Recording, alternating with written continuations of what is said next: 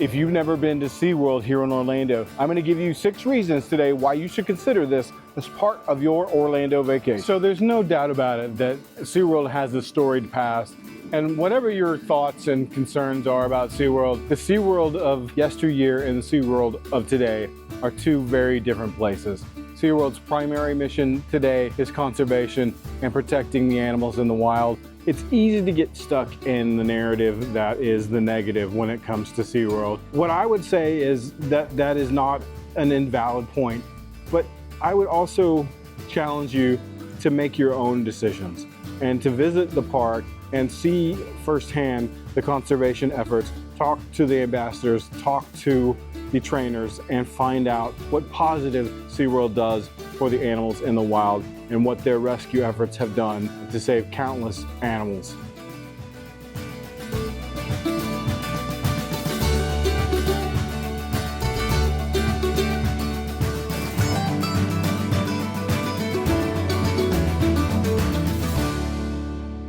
There are beautiful animals here for you to see and engage, and even some that you can interact with. So there are plenty of opportunities for the animal lovers in your party to come here and find something that they will absolutely love. I love coming here. I think it's a beautiful park. I love the coasters. I love the animals, and there's just so many positives for me when it comes to SeaWorld. Let's talk about SeaWorld's seasonal events. Some of the bigger ones is the Seven Seas Food Festival. That one is going on right now. That one takes place from late January all the way into May. You can come and taste a bunch of different kinds of food at food booths all throughout the park. And Mardi Gras celebration from February 27th through March the 2nd. They have a St. Patrick's Day celebration from March 13th through the 17th. They have Cinco de Mayo from May 1st through the 5th. Viva la Musica is a celebration of Spanish music. Takes place May 10th and 11th, and also the 17th and 18th. They have Guy Harvey weekend in May. They have the SeaWorld Summer Spectacular, which used to be known as Electric Ocean. They changed the name. Same event though. That one goes on from May 23rd through September 1st. And then the Band's Brew and Barbecue. That festival goes from July 5th through August 24th. That used to be their craft beer festival. They've just rebranded it Band's Brew and Barbecue.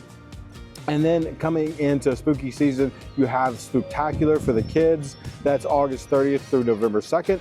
And then Hallow Scream, which is September 5th through November 1st. And then last, to round it all out, we have the Christmas celebration taking place every year from November 7th through January 2nd. So one of the great benefits about SeaWorld in Orlando is the price. You'll find it to be much cheaper and way more options than most of the other theme parks. Let's talk through some of the pricing options. So how much is it to come to SeaWorld? Well, single day tickets can vary depending upon the date. They use date-based pricing. Right now, you can pretty much get a ticket anytime for between $99 and $112 per day. They also have a 2-day, 2-park ticket for $139.99. That gets you into any 2 parks over 2 days. That's SeaWorld, Aquatica, Busch Gardens, or Adventure Island. Also have a ticket called a Fun Card. If you're a local or you're gonna come more than once in the year, it's $142.99, and for the rest of 2025, that gets you admission into SeaWorld and Aquatica. Also have 3 park tickets and 4 park tickets, but I'll be honest with you, at that point, if you're gonna consider that, you might as well step up to an annual pass. There are 4 tiers of annual passes here at SeaWorld. They are bronze, silver, gold, and platinum. They each have varying perks that go along with them, and I'll post those here on the screen so that you can look and compare.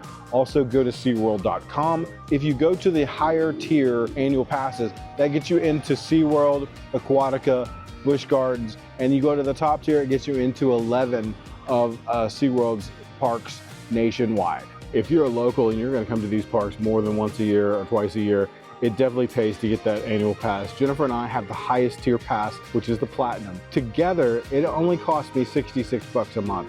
We're definitely getting our value out of that by our trips to SeaWorld, Aquatica, and by going down to Tampa to go to Busch Gardens. Okay, so let's talk a minute about the food here at SeaWorld. I hesitated to include this one because it's both a negative and a positive, and I'll tell you why. When I first started coming to SeaWorld, I thought the food was better than it was today. I think that some things have occurred since the pandemic that has caused the quality of the standard food to go down. Almost dumbed down, I would say. It's become, for the most part, a really bad pizza and chicken tenders kind of cuisine. But the flip side of that is that you can come to some of their seasonal events and the food is fantastic. So I know the chefs here are capable of creating it, but I think that probably due to the customers' taste that come into the park, there's a lot of families, a lot of kids, and that chicken tenders and pizza is exactly what they're looking for. For someone with a slightly more sophisticated palate, it gets harder and harder on a normal day to find something that you really want to eat. So take the food with a grain of salt. It's good, it's bad. This is not where you're gonna come for the greatest cuisine on a daily basis. But if you come for the special events, definitely set aside some budget to get some of the food. I don't need to say anything when it comes to coasters. I've said it all in numerous videos. I'm going to link to those videos right here, and just see for yourself.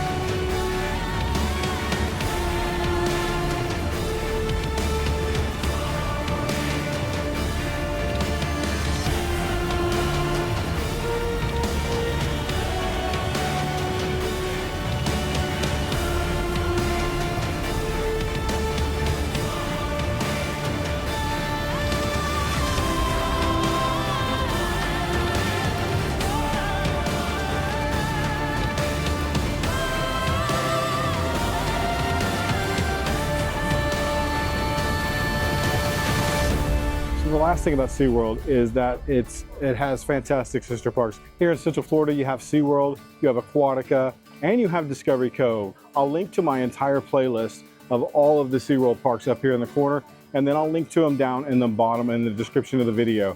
Those are the 6 reasons why I think that you should visit Seaworld on your next Orlando vacation. This is a park that appeals to multi-generations and multi-types of visitor, from the small kids with Sesame Street Land to the thrill junkies and the roller coaster fiends in your group, but also those kids that are very interested, or adults really, that are interested in conservation and looking and seeing these beautiful animals. I would really suggest that you spend a day here at Seaworld. Getting to Seaworld is really convenient. It's right in between Disney and Universal. Thank you for coming along with me, and if I can answer any questions, I would love to start that conversation down in the comments. I am a big advocate of this park, and I've been here many, many times. I have a huge playlist I'm going to link down below for you to go and visit and see all that these parks have to offer. I always end the same way, guys. If never lost, then never found. So go get lost.